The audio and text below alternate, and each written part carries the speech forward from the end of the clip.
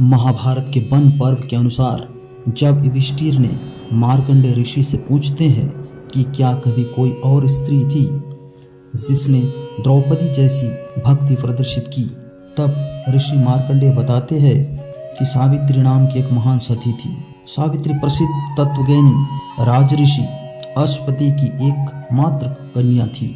अपने वर की खोज के समय उसने निर्वासित और वनवासी राजा द्युम्नसेन के पुत्र सत्यवान को पति रूप में स्वीकार कर लिया। जब देवर्षि नारद ने कहा कि सत्यवान की आयु केवल 1 वर्ष की ही शेष है, तब सावित्री ने बड़ी दृढ़ता से कहा, जो कुछ होना था सो तो हो चुका। उनके माता पिता ने भी बहुत समझाया, परंतु सावित्री अपने धर्म से नहीं डिगी। सावित्री का सत्यवान के साथ विवाह हो गया। सत्यवान बड़े धर्मात्मा, माता पिता का भक्त और सुशील था। सावित्री राजमहल छोड़कर जंगल की कुटिया में आ गई। आते ही उसने सारे वस्त्र आभूषण त्याग कर सास ससुर और पति जैसे वल्कल के वस्त्र पहनते थे वैसे ही पहन लिए और अपना सारा समय अपने अंधे सास ससुर की सेवा में बिताने लगी। सत्यवान की मृत्यु का दिन निकट आ पहुंचा। सत्यवान अग्निहोत्र के लिए लकड़ी लाने जंगल जाने लगे। सावित्री भी अपनी सास ससुर से आज्ञा लेकर सत्यवान के साथ चल दिए, क्योंकि आज सत्यवान के महाप्रणय का दिन था। जंगल पहुंचकर सत्यवान लकड़ी काटने पेड़ पर चढ़ गए। तभी सत्यवान को चक्कर आने लगा।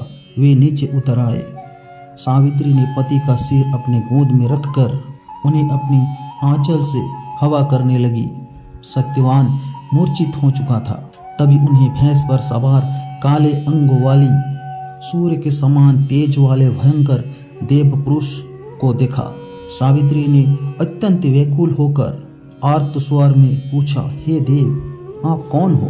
उस समय उस पुरुष ने उत्तर दिया, हे तेजस्विनी, तुम पवित्र हो, अतः मैं तुम्हें बताता हूँ कि मैं यम हूँ और आज तुम्हारे पति का आयु क्षीण हो चुकी है, अतः मैं उन्हें बांधकर ले जा रहा हूँ।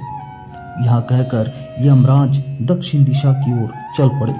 तभी सावित्री भी यम के पीछे पीछे जाने लगी। यम ने बहुत मना किया। सावित्री ने कहा, जहाँ मेरे पति देव जाते हैं वहाँ मुझे जाना ही चाहिए। यमराज बार बार मना करते रहे, परंतु सावित्री पीछे पीछे चलती गई। उसकी इस दृढ़ निष्ठा और पतिव्रता धर्म को देखकर यम ने एक एक करके वरदान देकर सावित्री के अंधे सास ससुर को आंखें दी, खोया हुआ राज्य दिया, इसके पिता को 100 पुत्र दिया और सावित्री को लौट जाने को कहा। पर सावित्री के प्राण तो यमराज लिए जा रहे थे, वह कैसे लौटती? यमराज ने फिर से कहा, सत्यवान को छोड़कर जो चाहे मांग लो। सावित्री ने कहा, अगर आप मुझसे प्रसन्न हैं तो मुझे सत्यवान से 100 पुत्र का वर दीजिए। यमराज ने बिना सोचे तथास्तु कह दिया और आगे बढ़ने लगे। सावित्री ने कहा, आप मेरे पति को लिए जा रहे हो और मुझे 100 पुत्र का वरदान दिए जा रहे हो, यह कैसे संभव है?